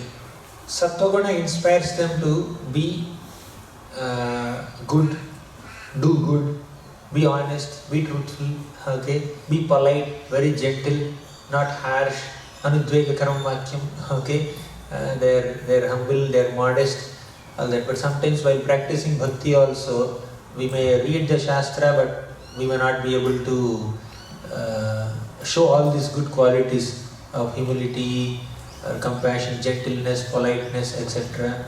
And also we are trying, one more aspect, is that your question? One part of it. Another part is, we are doing so much spiritual practices, but that's not being manifest in our behavior, in our dealings, in our character. Okay. So, in the material world there is Sattva-guna. And Sattva-guna is often or always tinged with Rajoguna and Tamoguna. When someone is predominantly in Sattva-guna, he will exhibit good dealings, good behavior, good manners. But when the Rajoguna becomes prominent, or when he comes in contact with people who are prominently in Rajoguna and Tamoguna, one will lose one's Sattva-guna. Okay? So the good behavior or good manners exhibited by people who are just in mode of goodness, that's not permanent. But devotees, although at this moment they don't have the best behavior, they may not have all great qualities of gentleness, politeness, not getting agitated, humility, gratitude, compassion, etc. Because they are practicing bhakti, because they are chanting Hare Krishna, they are reading Bhagavatam, they are doing devotional practices, sooner or later all these qualities will manifest in them. Yasyasti bhaktir bhagavatya kinchana sarvair gunaistatra samasati surah harava bhaktasya kuto mahadguna manorathena sati dhavato bahi. When we sincerely practice bhakti, although we don't have good qualities, we will cultivate the good qualities. We will eventually develop the good qualities. Because we have taken shelter of the Supreme Lord, consciously or unconsciously, strongly or feebly, somehow we are holding on to that shelter, and sooner or later, maybe in 1 year or 2 years or 10 years or 20 years or a couple of lifetimes, we will develop all the good qualities, right? But on the other hand, there may be people who are exhibiting so many good qualities, and dealing with them could be more smoother and much easier than dealing with devotees sometimes, right? So, but we need to understand that those good qualities are on the foundation of only material mode of goodness, and they don't have the foundation of bhakti. When the foundation is weak, all the building is attractive, that will collapse after some time. But when the foundation is strong, although currently the building is not very attractive, sooner or later we can make a very good building, right? Because the foundation is quite good. So that's why we may appreciate the good qualities of people who may not be practicing bhakti, but we may not underestimate the potency of devotional service, underestimate the potency of bhakti yoga, just because some bhakti yogis are not exhibiting such great behavior and dealings in comparison to people who are in Sattva-guna. Makes sense? Right? Sooner or later bhakti will ensure that we develop all good qualities, if we stick to the sadhana. Any other question? Come on, yes, Mataji. Hare Krishna Prabhuji, thank you for the insightful class. I have two questions. The first one is when you spoke about the right mood and attitude. For someone like me who has an attention span of a 2-year-old, when it comes to reading books, I do tend to pick up quite a few of them when it comes to scriptures. How does one navigate through that? Like, I pick them up, but then I have so many of them that I've read, and they are just like, you know, I've not gone back to the first one that I started reading. So, what practical tips would you give to someone who has this habit? Means you are reading multiple books. Multiple books, and which is what I love reading, and that's what I've done otherwise. But when it comes to reading books for entertainment, it's fairly easy. But when it comes to scriptures, they are intense, they are heavy. So doing that has not served any purpose. Like, I see I struggle with going back to the books then, to picking them up again. Okay. So, means you read, say, Bhagavatam once. You don't feel like coming back to the Bhagavatam, you already read it once. No, I would read it and then I'll pick up another one. Okay. And this is because that's what I used to do before as well. I like reading quite a few books at the same time. I think even one reading of Bhagavatam will take a lot of time, isn't it? Right? And I'm not talking about Bhagavatam, I'm talking about other books. Like, you know, I have some other small books that I don't get back to reading them once I started That's them. alright, that's okay. Like initially you may read and you get some fair good understanding, right? You want to go to another book. So like that, we have some bona fide books. We just basically need to make sure that what we are reading is bona fide. Okay? So you read some books and you may not feel like coming back to the books, but you want to read other books also. So you complete everything. After that you see whether you want to come back to it or not. So first read. You read small books, right? Yes. You may not go back to them. You read Yes. Bhagavad Gita now. Then you read Bhagavatam. Then you read Chaitanya Charitamrita. So once you read all the books, then it will take few years. Yes, Okay? yes. So then you see whether you My want to challenge come is more back. picking up one book and actually kind of reading it through and not picking up the other one. So my challenge is more like picking That's up one alright, book. that's alright. And First the- read one. Let's read all the books available once. Yeah. Then we'll Yes. come back. And the other one that you spoke about is the sense of accomplishment that one gets, you know, when it comes to reading the books. How do you go back to reading them once again, having the eagerness like you spoke? It's just not about reading them once. Once you've picked up a book, how do you have the eagerness to read those books again? The book will induce that eagerness in us because of the subject matter. Right? Once you open the book and read it with the mood that we have discussed so far, with devotion, with eagerness, with gratitude, with service attitude, if you read, the book has the potency to attract our attention again and again. It's not our conscious effort. That's what I'm saying. It's not just a product of Swadhyaya, our scriptural understanding. So our commitment or our eagerness to read the same book again is not just our own internal adjustment. It is the potency of the process itself. It is the potency of bhakti itself, potency of Krishna itself, right? So Krishna will attract us again and again to that book if we read it in proper mood, right? We may try to put a conscious effort to read it again, but we should also leave room for Krishna. Krishna will inspire you to pick it up again. And not to get engulfed, like you said, the sense of accomplishment. That's what the main challenge is like. You may feel little sense of accomplishment, more in terms of feeling an encouragement, feeling happy for doing it, but not in the mode of being proud or puffed up. But yeah, I'm happy I completed this canto, I completed this book. That's fine. Being happy is different from being proud, right? Yes. Yeah. Thank you. Thank you. Anybody else? Correction, Prabhu. So you mentioned about the first point of devotion and intelligence. Now, many times before even coming to Krishna, we all have been given some level of intelligence, which could be used or dovetailed when we come to the path of bhakti, either in terms of academic intelligence, in terms of preaching and management or people management. So there are different levels of intelligence that one dovetail and use. But if these intelligence just remain on that level, how do you distinguish between if that is taking us in the right path of developing, or the whole purpose is there is to purify the heart?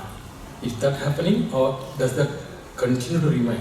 For example, one preacher may continue to preach because he's academically very intelligent, he's a topper, and spiritually it doesn't take much time to remember all the shastras and repeat again. So how do we distinguish that if one continues to do the service in any of the paths, that the purification of the heart is happening inside? How do we distinguish? Otherwise one get caught up with that. Okay. How do we assess whether we are getting purified or not? In essence, that's the question.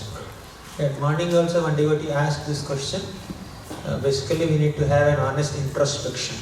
We need to honestly introspect based on whatever knowledge we have, okay, whether I am in the right track or not, and acknowledge if we are having some shortcomings. Let's be honest with ourselves. Let's be honest in front of the deities. We may not be brutally honest to announce all our shortcomings in WhatsApp communities or Instagram stories, but we can at least be honest with ourselves, okay, and in front of the deities, and jot down. And you have some close friends, close devotees. With him you try to share your heart and get some honest feedback from their side. Give them the liberty to evaluate you, assess you, and give some suggestions so that we improve from there. Right? Self-evaluation and evaluation with the help of peers and some seniors. That helps. Makes sense, Prabhu? Thank you. Any other question? Yes, Prabhu. Prabhu, if someone says that it is better to be a good person than to become a bad bhakta. So how do you deal with that? Jai, I just mentioned it, right? There is bhakta and bad are incompatible. Right? You can't just have Nimbu milkshake. You can have mango milkshake. You cannot have Nimbu milkshake, right? So you can't take a cup of milk and then squeeze a lemon piece and then drink it. So bhakta and bad doesn't work. They are not compatible combinations. But a devotee may be having some shortcomings. Okay, at intention level, he or she may not be pure. At practice level, he or she may not be fully committed or consistent or regular. So there may be some shortcomings or inconsistencies or irregularities in one's practice of bhakti or in one's absorption in bhakti. One may have bad motives also sometimes. Okay. But that does not mean that we call them a bad devotee. Krishna says, Api chesu dharacharo bhajate mamananyabha sadhureva samantavyaha samyak vyavasito hisa. If there are some shortcomings, Krishna will excuse. Krishna will help them grow from where they are. Okay. So we need to understand that, yes, we can take inspiration from good human beings outside. Okay, and become good devotees from being quote-unquote bad devotees, bad bhaktas. But the foundation of the good qualities of materialistic people is their sattva-guna, which is subjected to rajoguna and tamoguna at any moment. At any moment they may lose. I can even give examples also. There are people who are pure vegetarians. Okay. Pure goodness. As soon as they have heard the name egg or whatever meat, they have vomiting also in the childhood. Okay. After a while, somehow they got into some either marriage relationship or went into colleges or schools, and then they started associating with certain people. They are like staunch meat eaters, and they even write recipe books on how to cook meat nicely, how to make chicken pizza, etc. Right? So those who had disgust even hearing the name are getting devoted to that culture. So they will lose. Goodness can be lost at any moment, right? But bhakti, even if one is so inattentive in practice of bhakti and deviates from bhakti, whatever little bhakti he has done or she has done is never lost. It will come to rescue that person even the next step also. Makes sense? One more question. If someone is trying to hang out with non-devotees a lot, like a lot, but the intention is not to, the intention is to create a better experience of a devotee, to tell them, devotee, this is how the devotee is. how do we make sure that we don't become the non-devotee just by hanging out with the devotees or non-devotees at all? How do we do that? The intention is just to inspire quote-unquote non-devotee in devotional service. That intention is good, but if we are getting affected by their association, we need to understand whether we are giving association or taking association. Whether we are influencing them or being influenced by them, we need to understand. Then we draw the line, right? Lord Shiva is surrounded by ghosts and hobgoblins all the way. Mercifully, he is giving his association to them, to purify them. Okay, so if we are not on the level of Shiva, better be humble, right? So how much is too much? The individual has to evaluate. Prabhupada came to the Western countries, and he gave his association to them and transformed them. He did not get affected by their association, right? So a kabaddi player is there. If he is strong enough, he will go on the other side and bring some people on this side. But if he is not strong enough, he will be caught there. But an intelligent kabaddi player is there. He goes there. If he finds that my opponents are very strong, he will just try to just come back. At least one wicket is not down. I don't know kabaddi so much. Right? This is the protocol. That's what we need to place here. Thank you.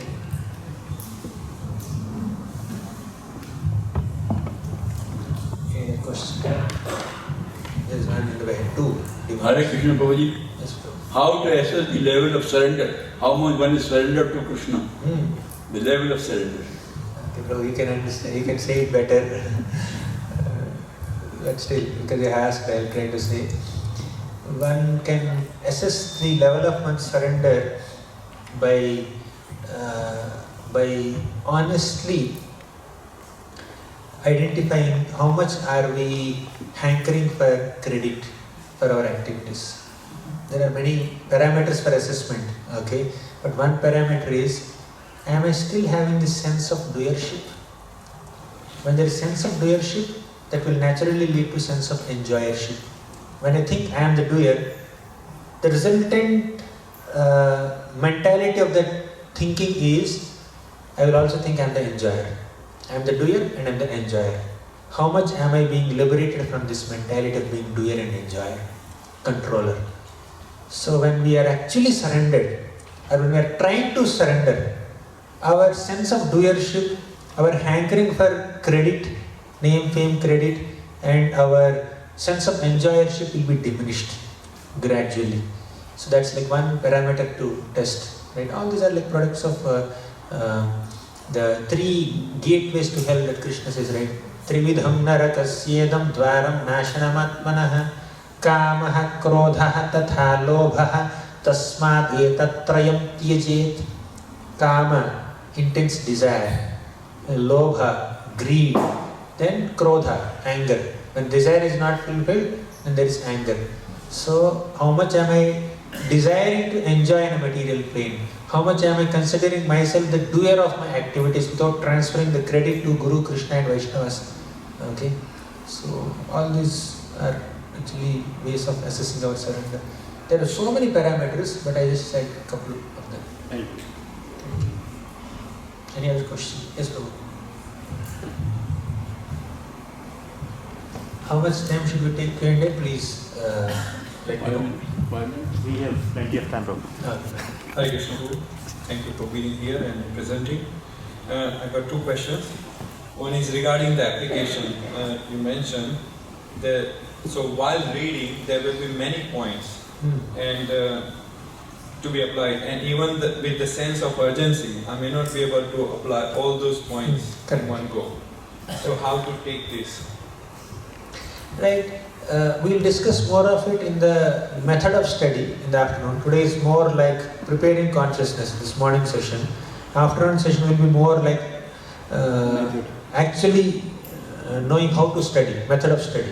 There we will discuss more, but now that you asked, application of everything that we learn may not be immediately possible. Just like in a 7th standard classroom, the child may learn so many formulas in mathematics, right? but in the exam he may not be able to apply all the formulas. And in real life, hardly anyone. Okay, but knowledge is getting accumulated, right? So similarly, we gather a lot of files of lessons, wisdom from the Shastric study. We store them, right, in our heart or in our mind, wherever. Okay. When the right situation comes, we should be able to respond appropriately towards that situation at the spur of the moment. So that will happen when we equip ourselves with the right wisdom, right? So, and of course sadhana and all that. So as respond, all our sadhana, all our shastric study, all the knowledge that we have gathered should equip ourselves with the ability to respond appropriately on the spur of the moment. Immediately, we should be able to show right response at the right time. It's like somebody is taken for an interview. In the interview, he asked some questions and he could not answer. 15 minutes passed and he came out of the interview. Then after 5 minutes, he understood, oh, I know this answer. Let me go back and give this answer. It doesn't work, right? So that 15 minutes is the only time, or 10 minutes interview, or 5 minutes interview, that's the only time where you have to respond. So we keep on reading Shastra, studying Shastra, we keep on gathering a lot of wisdom, right, through the characters, and heart is getting transformed. Then when the right situation comes, naturally we will be able to access that file that we have stored in our memory, in our heart, and access it and apply it at the right moment, at the spur of the moment. So that will happen when we have some purity of approaching the Shastra. Does it make sense? Yes. Right? We may not immediately be able to apply everything that we have learned. So life will present circumstances. To the degree we are pure, to that degree we respond appropriately at that moment, where there is no preparation time given to us. What about mercy from Krishna? Yes, mercy, of course. And the second question is a personal question, but I felt like asking. So how do you feel living in the ocean of Srimad Bhagavatam? I mean, especially seeing your recitation of the verses, I consider that every moment is your is festival for you. So how can I achieve the same? How can you achieve the same? I also want to achieve the same. Right? Just read, study, hear, associate with devotees. Okay, whatever we have discussed, the 10 aspects of the mood of a sincere student of scriptures, try to maintain that mood. Then we can find Bhagavatam ever fresh, ever green. Okay, always equipping ourselves with the right perspectives, nourishment. So we will be able to perceive when we have the right mood. That's all. And as far as I am concerned, I am also aspiring for it. Right? But whatever little understanding that I have, whatever I am or I have today in my spiritual life is only because of Bhagavatam. And whatever I understood from Bhagavatam through by observing devotees who are trying to live by the principles of Bhagavatam. That's all. That's our life and so on. Madeka bandho mad sangin mad guru mad mahadana mannistaraka mad bhagya madananda namostuti. Sanatana Goswami says, Madeka bandho, Bhagavatam is my only bandhu relative. Mad sangin, Bhagavatam is my only companion. Mad guru, Bhagavatam is my only guru. Man mahadhana, Bhagavatam is my only treasure. Man nistaraka, Bhagavatam is my only deliverer. Mad bhagya, Bhagavatam is my only fortune. Mad ananda, Bhagavatam is my only happiness. Namostuti. Let me offer my obeisances to Bhagavatam. So it will happen by regularly interacting. I am also aspiring for that. Thank you. Thank you. Hare Krishna. Hare Krishna Prabhu, thank you for the lovely class. So this, in terms of setting the right mood to any speaker, where we come across so many different speakers at the Bhagavatam classes, and not every time I might be able to set the mood. And it also depends on the speaker. I know it shouldn't, but it does happen every so often. So how do we get into that mode where we are driven, rather than just sitting through the class or because I have to sit through only, I'm going to do it? As a part of sadhana, when we sit through the classes, attend morning program and all, ideally we should have that mode of absorption. But there is nothing wrong in having one's own favorite sections of Bhagavatam, favorite speakers of Bhagavatam, favorite dresses to offer to the Lord, favorite dishes to cook and offer to the deities, because we are more into personalism, not impersonalism. We can't be mechanical. They have emotions, they have tastes, they have inclinations. Nothing wrong in having some favorite speakers or favorite dishes or favorite darshans and favorite deities, etc., etc., favorite cantos of Bhagavatam, favorite chapters of Bhagavatam, favorite pastimes of Bhagavatam, right? Nothing wrong in that, but we don't disrespect anyone else, right? I may like Krishna's Vrindavan Leela, but that does not mean I disrespect Dwarka Leela. I may have great respect and I'm a big fan of so-and-so speaker of Bhagavatam. That does not mean I disrespect other speakers. They are also sincerely trying to glorify Krishna, right? So we can have our own liking towards something, but we have respect for everything else that is bona fide, right? We appreciate everyone else and everything else that is in line with the parampara, in line with the teachings of Acharyas. So does it make sense? Is that what you are asking? That's what I'm asking. But to have that drive to listen, it is not necessary also. You may not show similar enthusiasm to eat everything in the plate. Okay? Everything is prasadam only. Everything is offered to Krishna only. Right? But you have a favorite item. Okay? You like some like South Indian, some like continental, some like raw, some like cooked, okay, some like steamed. So everything is prasadam, Krishna prasadam, right? So you can have your liking, not a problem. But you honor, you respect. Like respectfully say, hey, this is not the proper item to eat. No. Let someone else eat it. They have taste for it. And I have taste for this. As simple as that. Makes sense? You will not have so much eagerness for every item. That's not possible. Okay. Anything else? Yes, bro. Thank you for setting the right mood, in what mood we should study the scriptures in terms of what should we aspire for, and setting the purpose to provide us motivation for studying scriptures. But what if the different level of inclinations towards reading scriptures, people carrying different natures? It's very important. We understand it's very important for our own good to study scriptures, but we're also carrying different inclinations towards reading scriptures. So, just trying to get a handle on how can I become more sincere in reading scriptures if I'm not naturally inclined. So I do study, but at the same time I want to be better. But the different, maybe I'm carrying a not that strong nature or that kind of taste for reading scriptures. Can you say something about that? How can I improve myself? We said in the beginning, right?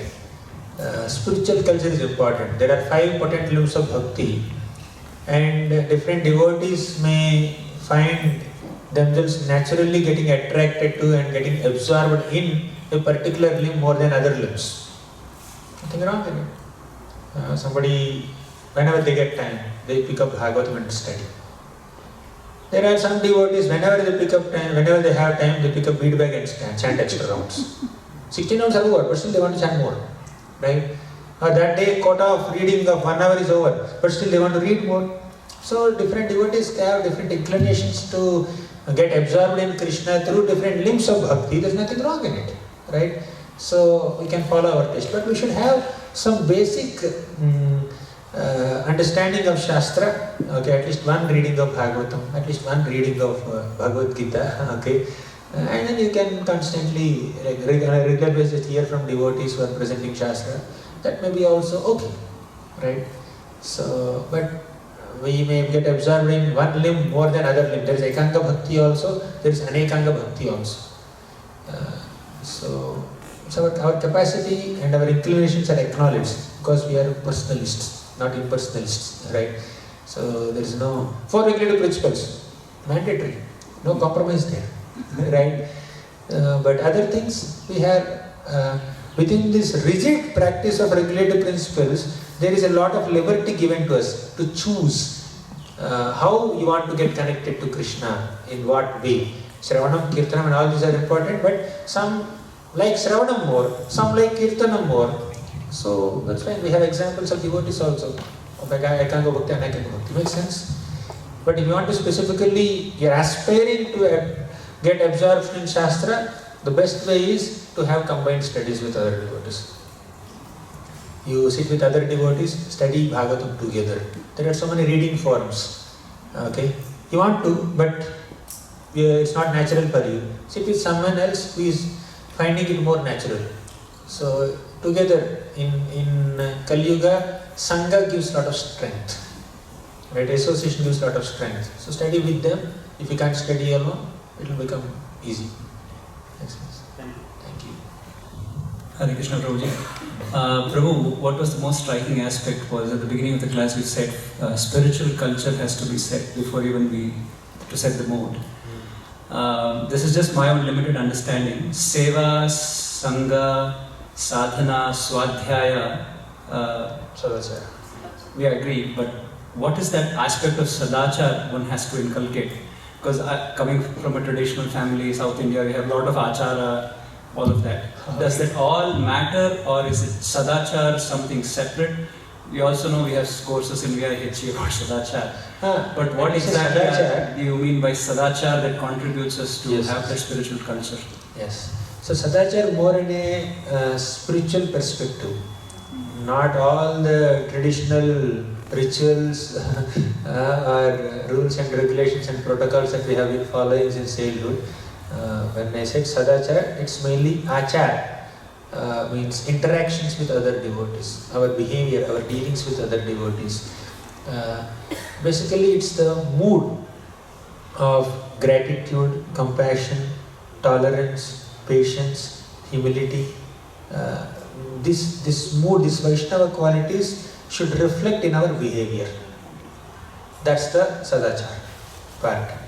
Not the rituals that we perform. I'm not speaking about that. So the mood, the mood in which we are interacting with other devotees, the attitude will manifest in behavior, right? And that becomes character. Attitude, A, B, C. A for attitude, B for behavior, C for character. Our character is the attitude that is being manifested in the behavior. Within the attitude, when we have gratitude, then we say thank you externally. Within the attitude, when there is compassion, then we become kind on other people. Oh, yeah, it just happened to you. Okay, you just become concerned about other person. So when we have that attitude, and that attitude, Vaishnava attitude, that is being reflected in our behavior, that is Sadachara. And that's what I'm trying to say. In short, read all the list of qualities that Krishna spoke in Bhagavad Gita from the 12th canto, last 8 shlokas, 13 to 20. That is our Sadachara. Okay, 13th chapter, I think 8 to 13, something like that. That is our Sadachara. So putting all these Vaishnava qualities in action, that is Sadachara for us. Not the rituals part. Okay. Makes sense? Makes sense. And just adding on top of it, how do we cultivate those is also a challenge, because amaditvam, adamditvam. That's easier said than done. Another good discussion. It cannot happen in just one Q&A session. Cultivating humility, cultivating compassion, that's a big thing. We'll have to discuss. Or are you saying the other 4 contributes to Sadachara? They're all intertwined? Yes, of course. All of them are intertwined. There's an overlap also. Sadachara can be a part of sadhana. You need to practice these Vaishnava qualities. So yes, there is overlap, they are intertwined. Thank you, Prabhuji. Thank you so much. Thank you. Any other question? Yes, Prabhu.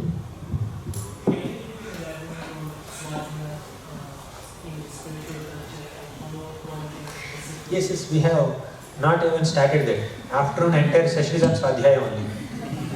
Afternoon 2 hours we will spend only on Swadhyaya. There are 5 aspects to Swadhyaya also. This is just preparing mood. introduction, basic starter. Okay. Any other question? Okay, we'll conclude here. Thank you very much.